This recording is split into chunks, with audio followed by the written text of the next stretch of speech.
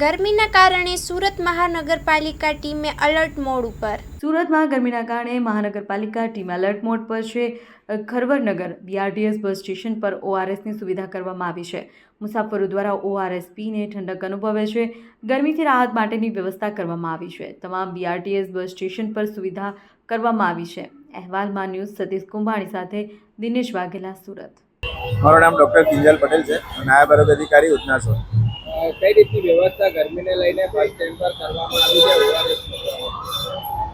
છેલ્લા last year અને આ વર્ષે આ બંને વર્ષમાં જે એપ્રિલ મહિનો છે, માર્ચ એન્ડિંગ, ત્યારથી જ આ ગરમીનું પ્રમાણ અને હ્યુમિડિટીનું પ્રમાણ વધી જાય છે.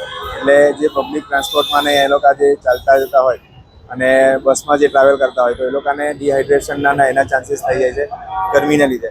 તો દરેક બસ સ્ટેન્ડ પર આપણે પાણીની સાથે ઓઆરએસની સુવિધા ઉપલબ્ધ રાખેલી છે.